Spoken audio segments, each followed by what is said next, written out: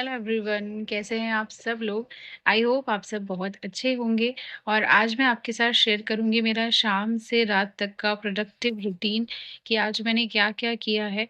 और सबसे पहले तो मैंने कुछ ग्रोसरी मंगवाई थी ऑनलाइन, क्योंकि क्या होता है कि ज़्यादातर हम ग्रोसरी ऑनलाइन ही मंगवाते हैं। आजकल तो सभी लोग ऑनलाइन मंगवाते हैं, टाइम थोड़ा कम रहता है और जिस तरह से चीज़ें या जितनी क्वांटिटी में हमें चाहिए होती हैं वो आजकल इजीली अवेलेबल रहती हैं।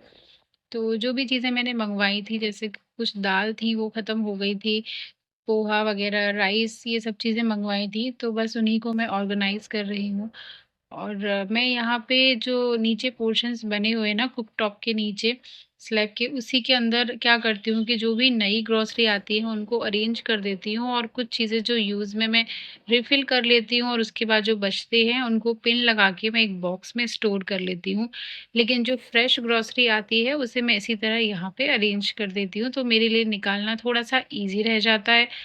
तो इसी तरह से बस इन सबको अरेंज कर लिया है। और आज शाम के लिए डिनर में मैं बना रही हूँ सैंडविच, क्योंकि हस्बैंड को सैंडविचेस खाने थे। और वैसे हम कई तरह से अलग-अलग सैंडविच बनाते हैं। ये वाली जो रेसिपी है थोड़ी-सी अलग है, लेकिन इस तरह से जो सैंडविच बनेंगे ना बहुत ही टेस्टी बनेंगे। बिल्कुल भी आपको ऐसा नहीं लगेगा कि कुछ अलग चीज़ें इसमें डाली हैं या टेस्ट में कुछ डिफ़रेंस लगेगा, बहुत ही अच्छा-सा टेस्ट आएगा। तो उसके लिए सबसे पहले मैंने ना चीज़ क्यूब लिए थे, 4 चीज़ क्यूब लिए हैं मैंने और उनको अच्छे से मैंने ग्रेट कर लिया है। आप चाहो तो छोटे-छोटे पीसेस कर सकते हो, लेकिन अगर आप ग्रेट करोगे तो उससे जो चीज़ है वो इवनली सब जगह स्प्रेड हो जाएगी। तो ये अमूल के चीज़ क्यूब हैं।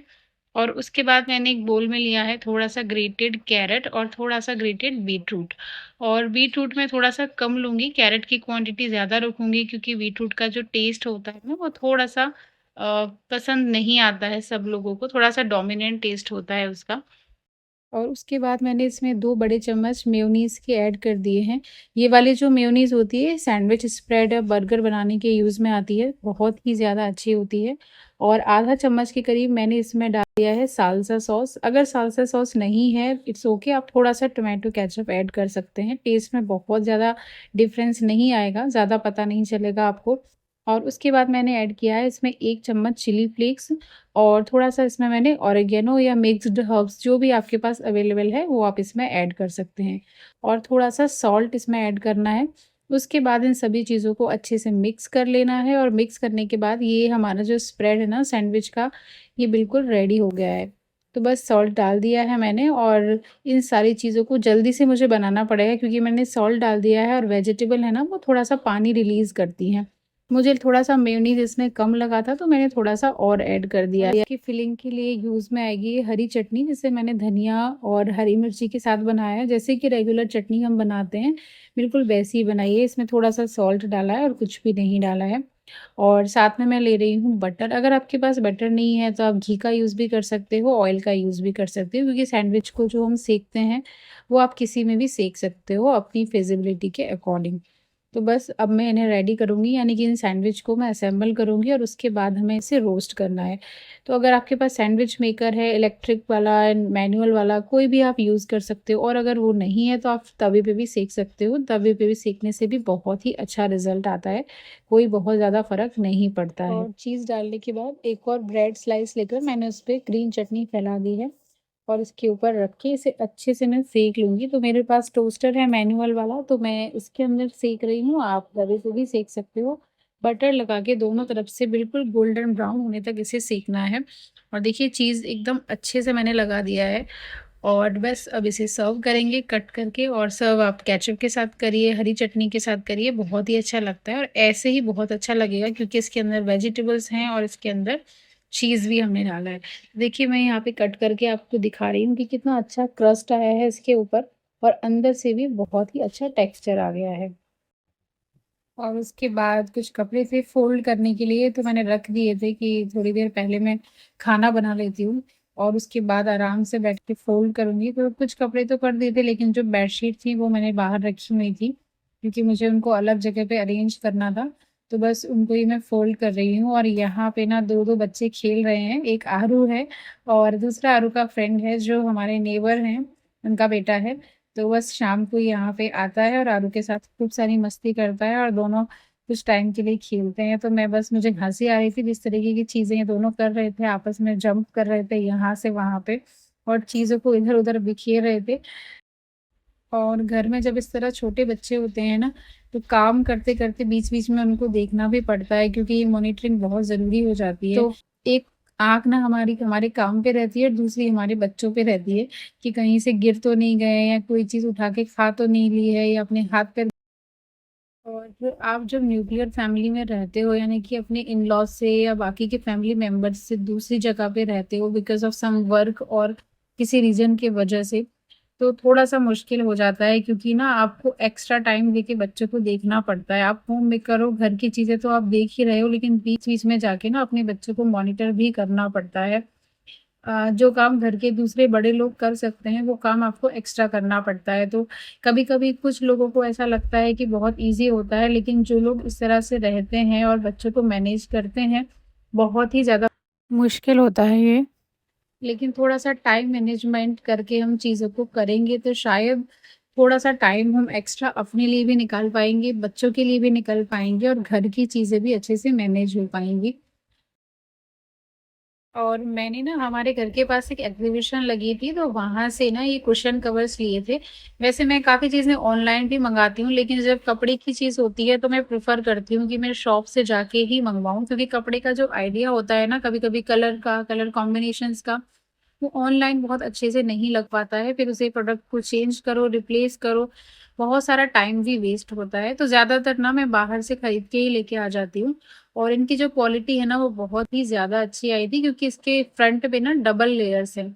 2 कपड़े के लेयर्स हैं और उनके बीच में फ़ोम लगा हुआ है।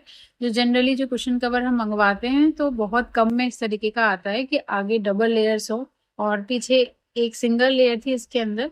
तो बहुत ही अच्छी इनकी क्वालिटी थी और सिर्फ़ मुझे 550 में ये 5 कुशन कवर मिल गए थे अकॉर्डिंग टू क्वालिटी जो कि बहुत सही और रीज़नेबल प्राइस था। और उसकी वज़ह से क्या हुआ कि मेरा जो कलर कॉन्ट्रास्ट था ना सोफ़ा के साथ उनका कॉम्बिनेशन बहुत अच्छे से मैच हो गया था। इसलिए फिर मैंने वो ले लिए थे, तो बस यहीं पे मैं फिर से सोफ़ा कवर को अरेंज कर रही हूँ और अच्छे से कवर करके सारे कुशन को अरेंज कर दूँगी। और कभी-कभी क्या होता है ना कि घर की चीज़ों की अगर हम सेटिंग चेंज कर देते हैं या बेडशीट चेंज कर देते हैं या कुछ नए कवर्स चेंज कर देते हैं या फिर घर के शो पीस हैं, उनको अलग प्लेस पे अरेंज करते हैं, तो हमारे घर की जब सेटिंग चेंज हो जाती है ना, तो एक नयापन-सा हमें फ़ील होता है, एक फ्रेशनेस फ़ील होती है वहाँ पे बैठने में और उन चीज़ों को फ़ील करने में। और कभी-कभी मुझे जब थोड़ा-सा स्ट्रेस होता है या मैं थक जाती हूँ ना, तो मैं सबसे पहले यही काम करती हूँ कि अपने घर की कुछ चीज़ों को इधर से उधर करती हूँ या कुछ नयापन लाने की कोशिश करती हूँ घर की चीज़ों में। उसके बाद रात को आरू को खानी थी थोड़ी-सी आइसक्रीम और उसको हम जब भी आइसक्रीम देते हैं तो उसे थोड़ा-सा मेल्ट करके देते हैं। एक बार उसे टेस्ट करा देते हैं और उसके बाद थोड़ी जब वो मेल्ट हो जाती है, उसका टेम्परेचर थोड़ा-सा बढ़ जाता है, उसके बाद हम उसको खिलाते हैं। क्योंकि अभी क्या है सीज़न ऐसा ही चल रहा है, कभी ठंडी होती है, कभी गर्मी होती है और बच्चों की तबीयत कब खराब हो रही है पता ही नहीं चल रहा है। और कभी रात को ठंडी लगती है, अर्ली मॉर्निंग ठंडी लगती है, लेकिन दिन में बहुत ज़्यादा तेज़ धूप होती है। तो अभी यहाँ पे मैंने उसे सिर्फ़ दिखाया है कि मम्मा उसके लिए आइसक्रीम लेके आई हैं, तो इसको देख के ना वो बहुत ज़्यादा खुश हो गया है। तो बस मैं और आरू एन्जॉय करेंगे अपनी आइसक्रीम को। और ये फालूदा वाली आइसक्रीम थी जो शायद बच्चों को ज़्यादा पसंद आती है। मुझे उतनी ज़्यादा पसंद नहीं है बट आरू को ये काफ़ी पसंद है। और अभी जो टाइम है वो लगभग 10:30 हुआ होगा और अभी तो लगभग 1 घंटे के बाद आरू सोएगा। वो 11:30 कभी 12 कभी 11:15 इस तरीके से सोता है। उसका रात को सोने में थोड़ा-सा वो लेट हो जाता है क्योंकि अभी उसको उसका जो स्लीप साइकिल है ना वो थोड़ा-सा चेंज हो गया है। पहले थोड़ा जल्दी सोता था और अब थोड़ा-सा लेट हो गया है उसका सोने का। सुबह लेट उठता है और रात को लेट सोता है। तो इतनी आइसक्रीम खाने के बाद मैंने सोचा कि थोड़ा-सा वॉक कर लेती हूँ क्योंकि थोड़ी कैलोरी भी बर्न हो जाएगी। और जब कभी भी सुबह मैं एक्सरसाइज़ या योगा नहीं कर पाती हूँ, तो शाम को कोशिश करती हूँ कि थोड़ी-सी घर के अंदर ही वॉक कर लूँ। क्योंकि मेरे घर के हॉल में थोड़ा-सा स्पेस है, तो वहाँ पे काफ़ी अच्छे से चलना हो जाता है। तो उसी के लिए मैं यहाँ पे वॉक कर रही थी। और दिन भर हम घर के काम करते रहते हैं, बिल्कुल भी टाइम ही नहीं मिलता है स्ट्रेच करने का। तो इस टाइम में थोड़ा-सा स्ट्रेचिंग एक्सरसाइज़ करती हूँ, जिससे मुझे लोअर बैक पेन में या बैक पेन का कोई भी इश्यू रहता है, पेन रहता है, तो उससे थोड़ा-सा मुझे रिलैक्स मिल जाता है और नींद काफ़ी अच्छे से आती है। और इस तरह से अगर रात को सोने से पहले थोड़ा-सा आप 10 मिनट के लिए स्ट्रेचिंग करेंगे ना अपवर्ड्स और डाउनवर्ड्स, इस तरीके से अपनी बैक को पीछे स्ट्रेच करेंगे, आगे स्ट्रेच करेंगे, लेग को स्ट्रेट करेंगे, तो बॉडी के अंदर जो ब्लड सर्कुलेशन होता है वो भी थोड़ा-सा बढ़ जाता है और थोड़ा-सा एक्टिव फील करते हैं हम अपने आप को और काफ़ी रिलैक्स होकर सो जाते हैं। और पेन में तो डेफ़िनिटली आपको फ़र्क लगेगा कि जिस तरह से आप दिन भर काम करके थोड़ा-सा पेन महसूस करते हैं ना, ये एक्सरसाइज़ करने के बाद आपकी बॉडी बिल्कुल रिलैक्स हो जाती है। लेकिन थोड़े दिन आपको कंटिन्यू ऐसा करना पड़ेगा, उसके बाद ही आपको रिज़ल्ट मिलेगा। पर डेफ़िनिटली रिज़ल्ट आपको मिलेगा और आप फ़र्क महसूस करेंगे। तो ये सारी चीज़ों के साथ आज का ब्लॉग मैंने बनाया, शाम से रात तक का मेरा जो रू आई होप मेरा ब्लॉग आपको पसंद आया होगा। अगर आप मेरे चैनल पर नए हैं तो प्लीज़ उसे सब्सक्राइब करना, लाइक करना और कमेंट करना। आप जहाँ पर भी हैं, खुश रहिए और अपना ध्यान रखिए। Take care and bye bye.